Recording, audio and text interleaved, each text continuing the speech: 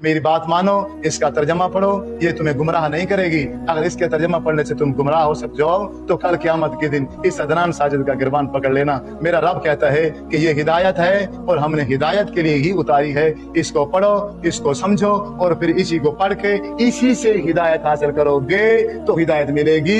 इससे निकाल कर किसी अगर और मौलवी ने किसी और नक्शे में किताब लिख दी है, वो फजाइल अमाल अहले देवबंद की हो, तबलीगी जमात वालों की हो, वो बरेलवियों को फजाइल अमाल अहले हदीसों की हो, किसी की भी हो, वो आलिम की है, वो मुफ्ती की है, वो शाह की है, वो एक इंसान की है जिस इंसान से निसियान हो सकता है। मेरा कहने का मकसद ये नहीं है कि फजाइल अमाल गलत है, नाउज़ बिल्लाह अस्तगफिरुल्लाह, हर जगह ऐसा नहीं है। मैं ये कह रहा हूँ अगर तुम हिदायत चाहते हो तो वो इसमें है।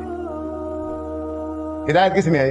इसमें। इसको पढ़ लो, इसको पहले इसको पढ़ो, इसको पढ़ो अगर हिदायत चाहते हो।